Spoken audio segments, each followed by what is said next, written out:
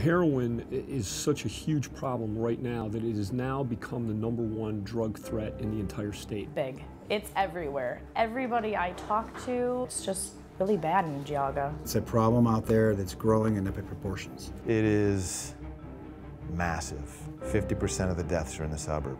45% of the deaths are girls.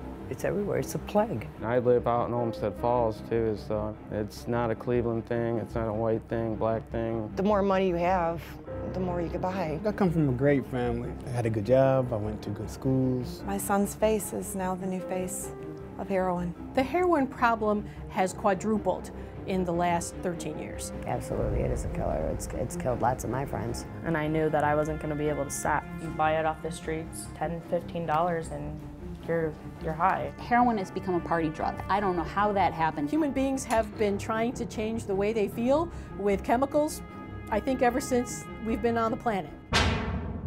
It killed John Belushi. It will kill you too.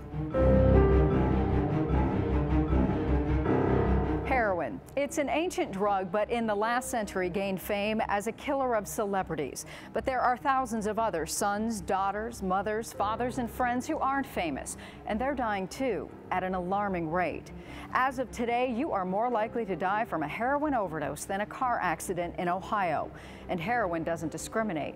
Addicts come in all ages and races. They're poor, they're rich, they're middle class. They live in suburbs, cities, and in Ohio's farmland. Why should you care? Because even in beautiful Geauga County, heroin abuse has increased dramatically. Around 60 deaths in the last 2.5 years. If you don't know someone who's an addict, you probably will. You may become a victim of crime. You're already a taxpayer whose dollars are being spent on a war we're currently losing. I'm Monica Robbins. This complicated, deadly epidemic affects all of Ohio, and it is in your own backyard. Geauga County is a wonderful place to live. It's a great place to raise a family. We're close by some of the best health care in the world, theater, shopping, jobs. But we have a problem just like, urban Cleveland, the urban areas. Cuyahoga County has a big problem. We're no different. I just think because we're out in the country, people, again, don't think we have it, but we're no different. And so there was like a denial, especially in our county here. Ashtabula has a meth problem, Lake County has a, Cuyahoga County has a, but Geauga County, no, not heroin, not here. And I knew better because people would be incarcerated for stealing, and they would be incarcerated for breaking and entering, but after you talked to them, you found out that the reason they were doing these illegal acts was to support their opiate addiction or their heroin addiction. And it has not let up. I was about 16 when I first started snorting heroin, and I started shooting up at about 18. The youngest heroin users I've seen are 11 and 12. The average age, though, is probably closer to 17. Your son or daughter didn't get introduced to drugs by a drug dealer. They got introduced by your next door neighbor. The kids have those, what do they call them, Skittle parties, where they take the bowls of just mixing pills. That leads to death. 30% of 12th graders have used a prescription drug not prescribed for them. And of that number, 19% have no idea what they took. Almost everybody that I used with started on prescription painkillers. And then a friend, the term friend, introduced them to something else, whether it be pills, heroin, crack cocaine. So kids that have started out abusing painkillers like the Vicodins or Percocets or OxyContin, oxycodone, they switch to heroin because it's cheaper and it's more available. So what used to be a drug that you think only the hardcore addicts get to, that's not the case anymore. Opiates are prescription heroin. They're going to get more for their money off the heroin, but the consequences are going to be a lot steeper off the heroin. The first time they put that needle in their arm, it's something they'll probably have to deal with for the rest of their life. If you want to be trapped forever, try heroin, because you're done. It's got a hold of you and it's not going to let go. Death could come in a little bag like this. This is a stamp bag that a user would buy on the street. It's about 15 bucks for 1/10 of a gram of heroin, about the size of your fingernail. So what is this drug they call dog food? What's it look like? And how does it get here? And are kids really using needles to shoot it? There's multiple factors here. I mean, heroin's been around for 3,000 years. So heroin was developed in the late 1800s by a pharmaceutical company called Bayer. It was supposed to be a pain reliever like Bayer aspirin or whatever. Heroin got to the street because as an opiate, it had such a high degree of potency that pretty quickly people preferred it to morphine. And the company realized it was going to be very hard to sell it safely, so they tried to pull it off the market. But it's so close to morphine as a substance that, that it just immediately went to the black market. Heroin comes from the pod of the poppy plant before it blooms, like this one. Our heroin is coming from poppies grown in Afghanistan. The pod is scored with a very sharp knife, and the gum that oozes out is dried, processed, and turned into pure, deadly heroin. This is the exact size of a kilogram. It would be, for those on the American system, it'd be about 2.2 pounds. And this would come in, it would be made in a lab somewhere in Mexico and compressed. If you feel it, they call it a brick, and it really is hard as a brick. I mean, it's a very hard substance. This kilogram of heroin on the streets of Cleveland would cost you somewhere between $65,000 to $85,000 for this 1 kilogram. So if you do the math, the dealer gets this heroin at that type of purity, breaks it down, cuts it with a whole host of things. They could cut it with basically anything, and a lot of it could be deadly. Rat poison. They can take this kilogram and maybe make as many as 8 to 9, selling it on the street for as much as $150 a gram. So what am I looking at? This was purchased in Cleveland. This is what they call a stamp bag. They would put a piece in there, which could be up to a gram. It'd be $100 to $125 per gram. They're claiming the purity levels are very, very high. Heroin bound for Northeast Ohio typically comes from Afghanistan, across the Mexican border, and through big cities like Chicago. Sometimes it's sent by mail, or sometimes by person. It comes in via a process we call body carry. They're called heroin fingers. They're really about as big as my thumb lengthwise and maybe twice the size around. It's nothing to have seen this in someone's rectal area, or somebody swallows it, or women put it in another area. It's usually wrapped in a condom or in a balloon. And this has been in somebody's body for 48 to 72 hours until it crosses the border from Mexico into the United States and then into the hands of a dealer somewhere. We have 22 active drug cartels working the state of Ohio. And what's scary is they're now starting to work down to 7th and 8th graders. Plenty of guys that are hooking up over Facebook. These traffickers will deliver to the western suburbs for a cost of gas money similar to someone delivering pizzas. It's nothing for a carload of kids to ride from the suburbs, good communities, Independence, Seven Hills, Parma, pool their money together, buy a bunch of heroin, take it back to the suburbs, and then sell it for more than what they bought it for in the city. Yes, people have used heroin in many different ways that all try to get the heroin absorbed quicker without necessarily using a needle and running the risk of HIV or hepatitis C. I snorted. That's it. I didn't start sniffing. I mean, I went right for the needle. They do it in their wrists. They'll do it in their feet. On first look, it just looked like I work hard. But these are all track marks on my hands. Mostly it's used the old school way, with a spoon, bottled water, and a needle. But there are other, newer ways it's being used. So if you hear the terms buttons or beans, that's heroin in pill form.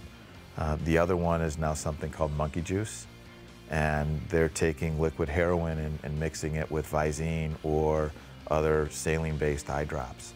And 2 drops in the eye, and you get rapid absorption through the eye membrane, and it's an instantaneous high, or they're using it like nasal spray. No matter how you use it, it's almost always addictive and often deadly. Multiple times a day I'd wake up and use. It was all I could think about. I did anything and everything to get high.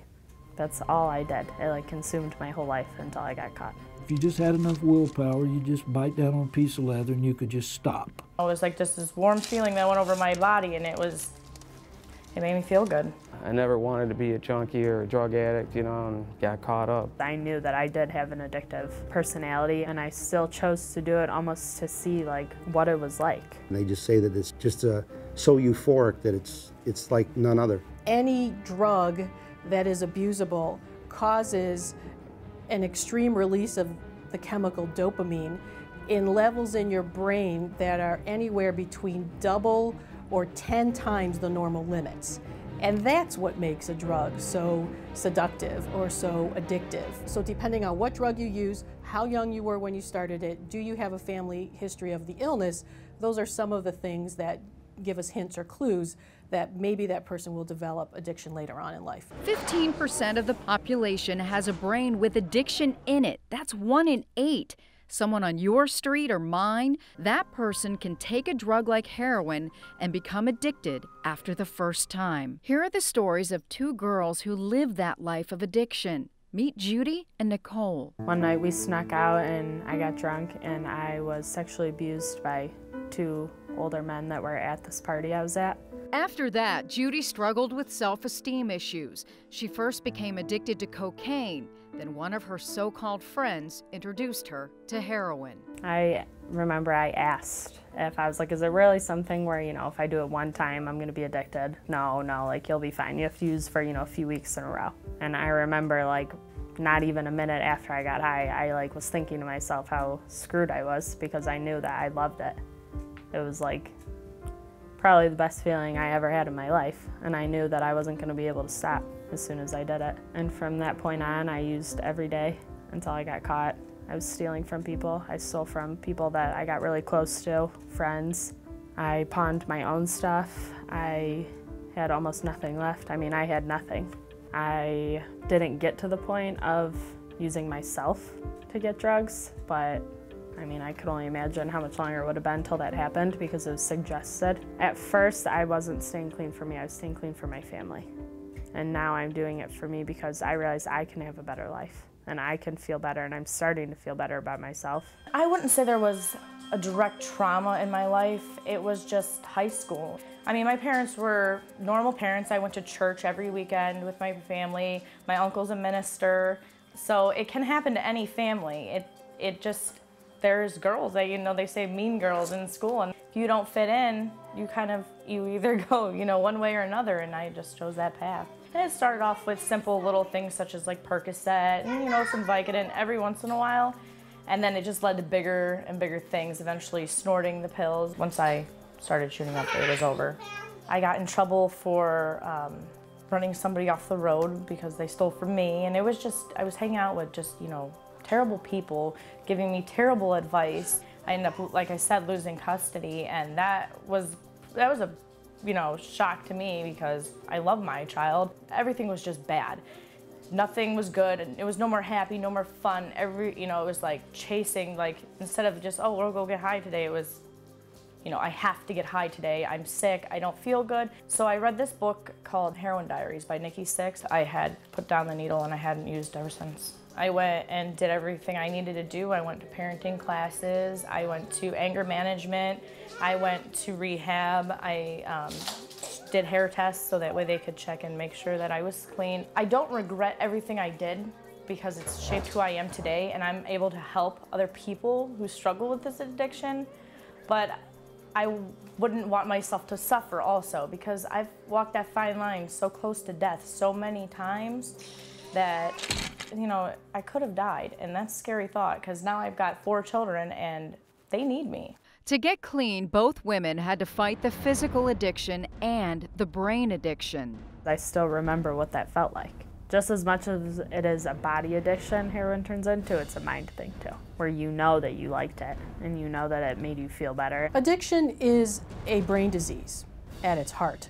And the brain part that's affected in addiction is what we call the reward pathway. What happens is that drugs, alcohol, and tobacco hijack the reward system and make it difficult for the person, if not impossible, to control their use of that substance. And there's a feeling that heroin user can just turn it off like a faucet, and I probably was guilty of that. 2 years ago, if you would have asked me that, I would have said, you know, why don't they just stop?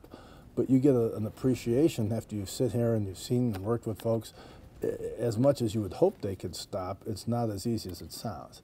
You know, this isn't like giving up chocolate. It took everything from me. Self-respect, morals, in and out of jail, unwanted pregnancies, my whole life. You know, I've had friends that just died a month ago from it. I had to go to the funeral high because, you know, I couldn't even make it to it unless I was high, you know.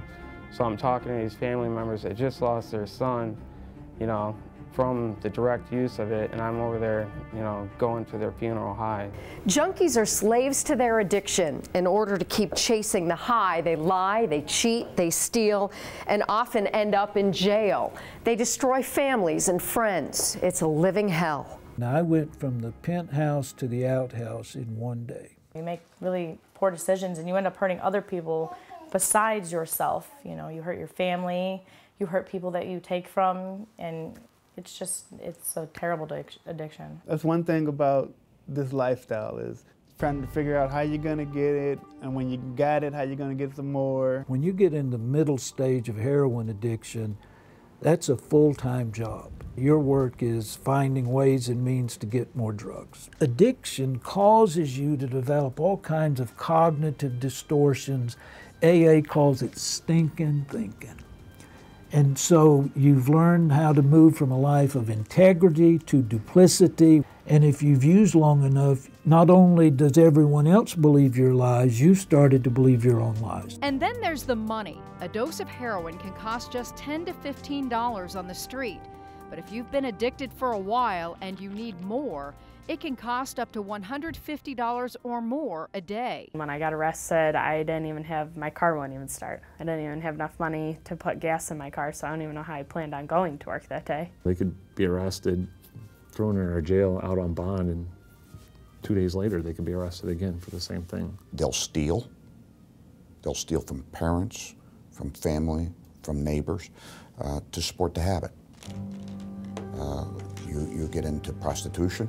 Substance abuse leads to an increase in domestic violence, that type of behavior. So there's a correlation between substance abuse, heroin abuse, and other crimes. It is increasing weekly. We are seeing, since March of last year, probably 40 to 50% increase in all our caseload, and it's almost all heroin related right now. I never thought I'd be a drug addict. I never thought I'd go to jail. I never thought I'd, I'm a convicted felon. I'm not proud of that. When police arrested Dennis Michelson for abusing pain pills, he was a minister with several degrees, one who became addicted to medication prescribed for his chronic migraines. Today, he lives a very different life. Clean for 13 years, he uses his education and experience as a jail and treatment counselor to help others. In fact, he says sometimes jail is just what an addict needs to get clean. When those two members of the local constabulary cuffed me in my nice-looking suit on that day, I looked at them and I said, thank you. I wanted to quit, but I couldn't quit. I couldn't quit until they made me quit. Just about every time I arrested somebody for heroin and put them in our jail, either they'll say thank you that time or a couple of days later after they're off their dope. I can do something here that families and friends can't do, and frankly, I can guarantee sobriety. It sounds horrible to say, but the only time I was able to sleep at night was when she was in jail. It stretches your family from every corner. It's constant chaos. My house was a circus, and I had two other children that I had to protect, and they had to see it all. It will tear a family apart. Cheryl knows too well the anguish a family suffers. Her daughter, Becca, tried alcohol and pot. Cheryl thought it was normal teenage experimentation. Then Becca tried heroin, and the addiction took its awful grip. Becca progressed quickly. She started drinking. I caught her at 14 with a cousin on New Year's Eve. I actually started laughing that every kid experiments. Now I look back and I wish I had taken it a lot more serious, gave her more consequences, watched her closer. Before I knew it, she was into full-blown addiction. And at age 17, admitted she was into heroin. Couldn't have been my child, but it was. I realized that I was enabling her I was still giving her money to go do things, and here she was using the money for drugs. We started a little support group of several moms. You can't do this alone. Becca's in rehab now and trying to stay clean, but some stories have a different ending. 4 Ohioans are killed by this insidious drug every day. Many of them are young. That's when their moms and dads receive the most devastating news. When you have to go and tell the family the worst news they could possibly ever get. We arrive, put your hat on. I don't know if it's perhaps a sign of respect or trying to buy that extra couple seconds before we walk up to the door. And the only words that I've ever been able to use at that point are, I'm sorry. It's happening too often. No one wants that call, but the truth is heroin and opiate drugs are killers, whether it's a dose too big, a dose too pure, or one not pure enough. This is Dennis Michelson's door here at the Geauga County Safety Center. He's a drug counselor. When I first met him, this entire door was covered with obituaries of people who died from heroin overdose in Geauga County. Now there's too many to post. He just keeps the number. 58 so far, 4 have died since we started working on this program. So what happens when you overdose? When heroin is injected, heroin is immediately transferred into morphine in the liver. Over time, that respiratory depressant will start to depress the cardiac and respiratory cycles. And patients become unconscious and can vomit and aspirate into their lungs and die. There's a shocking secret about overdose. The addict is the least affected person. They feel nothing. So if they survive, they usually go right back to using. One of the most exhilarating feelings for an addict is to overdose and survive. It's almost like, whoa, that was really something. When he woke up from ODing, the first thing he said was, "They killed my buzz." And he wanted to go get high again. I mean, that's how bad the addiction is. The person can slip from being high to stopping breathing and being dead without a moment's notice. Those fortunate enough to survive an overdose or never have one, the road to recovery is painful and long. Detox is the first stop. Those who've lived it say it's worse than the hell of addiction. Every inch of your skin's crawling. You're hot 1 minute, then you're cold the next minute. It's worse than hell. It's like having the flu times 1,000. It's almost like you're cold and you're hot at the same time. You constantly feel nauseous, almost like you want to die. I was lucky and I got here the day before I died. Really sick, to the point where, you know, I'm sweating, I'm not sleeping. Opiate withdrawal is filled with pain, filled with anxiety, filled with insomnia. The pain and everything is so bad, it'd be easier to die. Getting clean means detox. Many people detox in jail because they've been arrested, or they come to a hospital or institution like this one where they can get additional medical attention. This is Rosary Hall inside St. Vincent Charity Medical Center. It is one of the oldest alcohol and drug treatment programs in the country. No matter where detox happens, it is awful, and it is not the end of treatment, because addiction is a brain disease and can often be tied to underlying issues such as trauma and mental illness.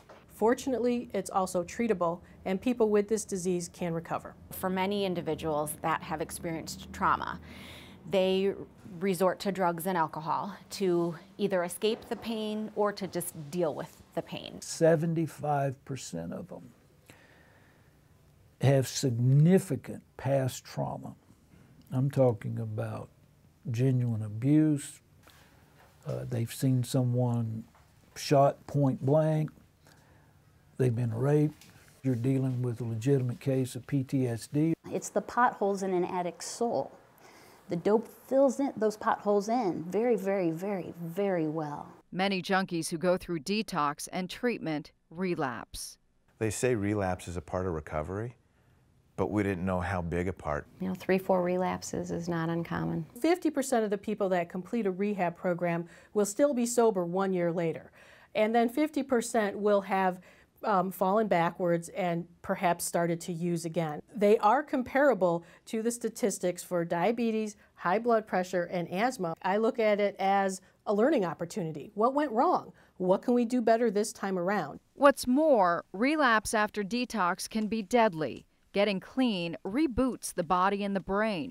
Most addicts return to their old dose, which they can no longer tolerate.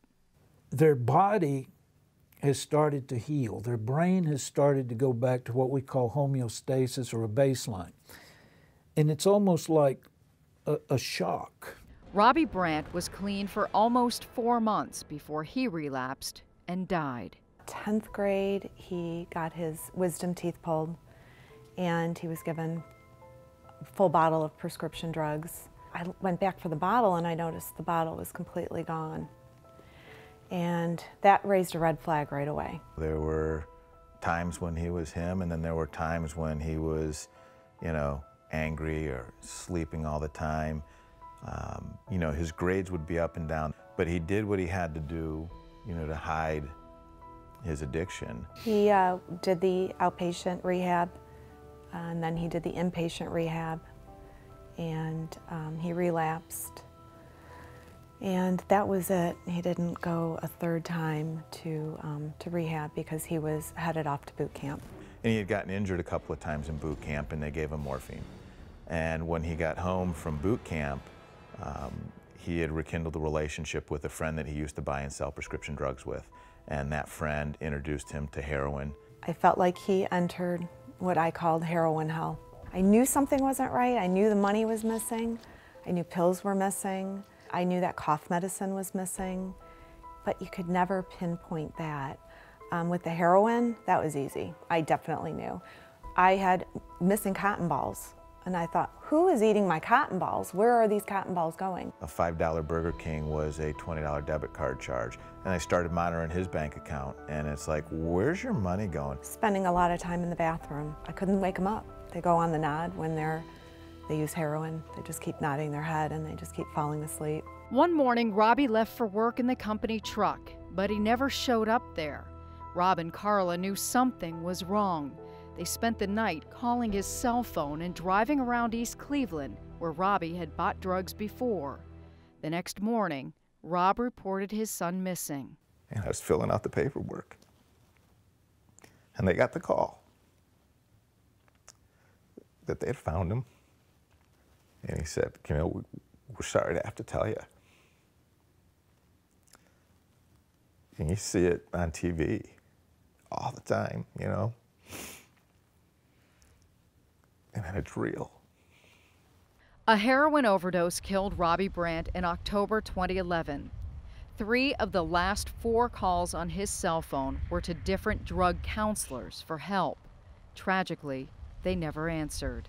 The last call was to his dealer. Robbie had been clean for 110 days. Where and how you get clean can be complicated and in some cases very expensive. In Northeast Ohio, there are different treatments, different methods, and different places, but still, most say it's not enough. We are blessed with more drug and alcohol treatment facilities than almost any metropolitan area I know of, but we still don't have enough facilities. There are laws that restrict the number of people you can put in a residential facility. And these are antiquated laws that need to be changed. Once a person's done with detox, cravings kick in for heroin, and people begin to think about it and crave about it. During the day, at night, they dream about using it, and they wake up all feeling in withdrawal again. One of the ways to interrupt that pattern is to help a person with a 12-step recovery program where they substitute sober people for all the using people they used to be with. In addition to a recovery program is to use a medication like Suboxone or naltrexone or methadone. Best way to kick the habit is to have an approach that looks at the biological, the psychological, the social, and the spiritual aspects of the illness. And so, in effect, you really want to be hitting on all cylinders. They have got to commit in their heart that deep down inside they can do it. It's a rough road, but they've got to get over it if they want to live. You can put any individual in any type of treatment program, one that is covered by the government or one that costs $50,000 a day. And whether that individual is ready to work the program is really a critical piece of how effective the program is. Addicts recover and go on to lead productive lives, but everyone needs information and support. You know the saying, it takes a village. It takes two people to bring a child into this world. It takes a community to raise them. Education, I always tell everybody, is the first line of defense. You can't hide your head in the sand away from this problem. Parents need to stop being a friend. I've heard a lot of people say, you know, my kid would never do that. And I know for a fact their kid has done things like that. The government can't fix this problem alone. I'm telling you, we cannot hire enough therapists. We cannot hire enough in-residence treatment programs. We don't have enough bed space in our jails and detention centers. If we are going to beat the heroin problem, it's going to require the community to engage in the assistance of solving the problem. We go into just about every school with our drug dogs and helping to support that zero tolerance position in the schools. But we do have to remember that the schools are a meeting place for our youth. I think law enforcement needs to be strict as well.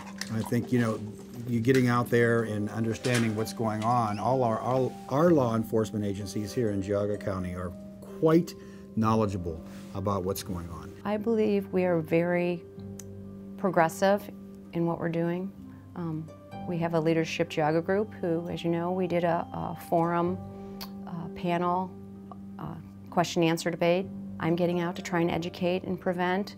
We have Lake Geauga recovery systems, so I think we're, you know, trying to in all avenues, educational, law enforcement, medical, you know, trying to treat this issue. And no age is too young to start the discussion. I've had them say without blinking their eyes, I started when I was 8 years old, 12 years old, 14 years old. With heroin, it's generally around 16 or so. I would say 8, 9 years old. There's been cases in Chardon of a 9-year-old in front of the juvenile judge. In Ohio, the average first-time experience with pot is 12 years old. But we've got areas in Ohio where it's 9 years old. Be aware, talk with your children, educate yourselves, get your head out of the sand. Oh no, not my child. It is your child. Watch them. If you suspect anything, search their rooms. That is your house. I mean, if my mom would have gone through my phone plenty of times, I would have probably been caught and done right there. Sometimes the parents have more denial than the addict does, but don't protect them from the consequences. Support them, love them, teach them, and don't give in. Parents need to be parents. They need to reinvest themselves in their children, be there for the children when the children have problems, and be able to help the child deal with the stress and the problems in life, and not be so judgmental, but to be parental. Do not get a Select Comfort mattress and carry it around behind your kids.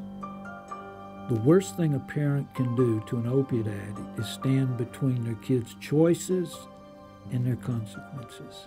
And here's some stuff kids need to know. Here's why you don't want to do this. Not just because I said, what's your escape plan?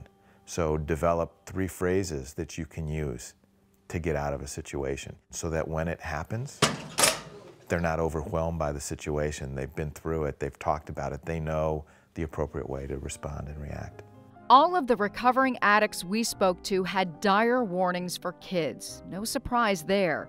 They all said, don't start, and then said things like this. I always thought, you know, like I was a cool kid doing the drugs and everything like that, and, you know, but I realize now that the kids that were cool are the ones that were sitting there doing their homework and actually, you know, trying to make a career. Absolutely don't do that, because once you do, there's no turning back. I ended up in jail.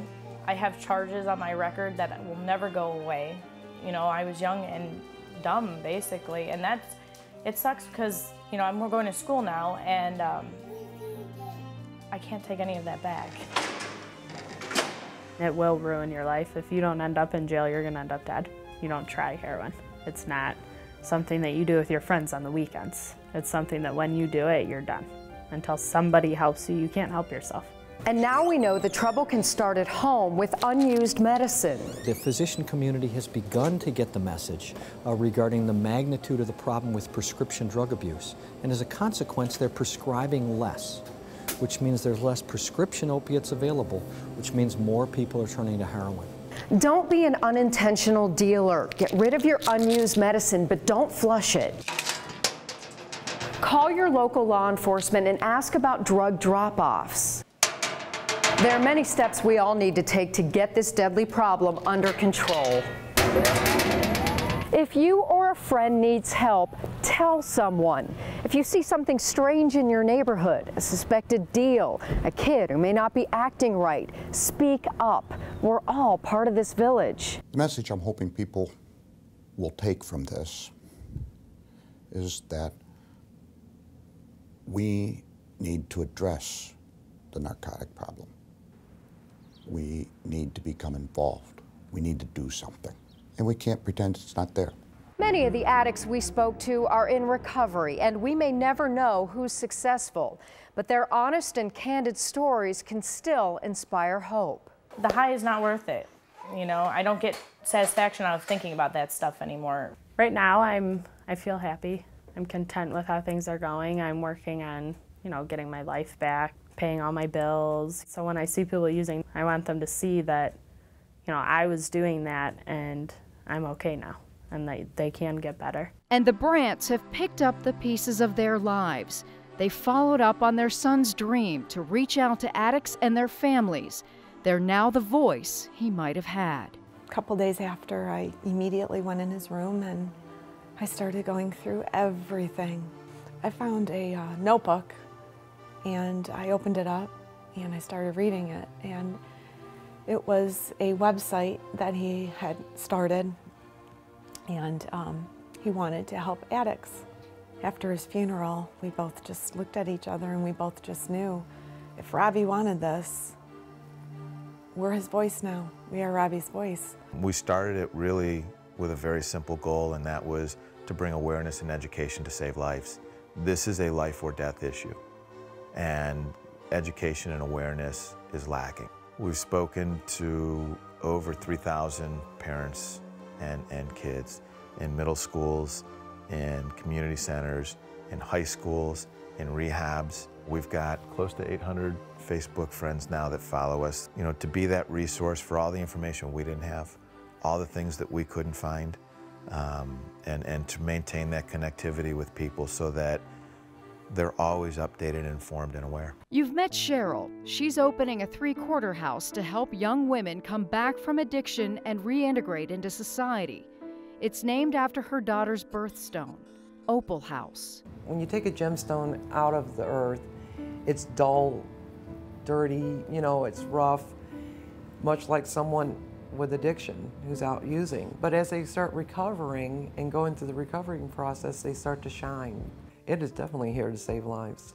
Otherwise, these girls and these ladies would still be out on the street or in a bad situation. There's no time limit on how long they can stay here, as long as they're showing progression towards independence. They've had enough in institutions. They need a home. This will be a safe, sober place for them to live clean with their peers. Everyone here will be going through the same thing. So now you know, heroin is everywhere, including idyllic places like Geauga County and the farmlands and communities that surround it. Heroin is deadly, often makes people sick. It causes crime, wrecks families and friendships, burdens communities and taxpayers. The solution lies in recognizing the problem and working together to address it. I'm Monica Robbins. Thank you so much for watching, and please take these final hopeful thoughts with you. It's a huge problem. There's a lot of treatment available. Combining medicines with a recovery program helps, and no one should give up, because as long as a person's alive, there's a good chance of them getting sober. Addiction is a brain disease. Addiction is very treatable. People do recover, and there is hope. You are committed to trying to find ways that we can help people who are dealing with their heroin use to recover from that and become both meaningful parents and meaningful young folks with a future. We have an obligation to at least get out there from an education perspective and start teaching people the right thing as to what's out there. We know that there's a long road ahead of us, and it's going to take the efforts of many, many, many people. This is our community. The community doesn't belong to law enforcement. It belongs to the folks that live here. We need your help. I do see the success stories, and that's what continues to drive me, that, you know, there is hope. You just got to keep at it. Heroin, Old Drug, New Killer Epidemic was brought to you by Lake Geauga Recovery Centers, the Geauga County Sheriff's Department, and Fairmount Minerals.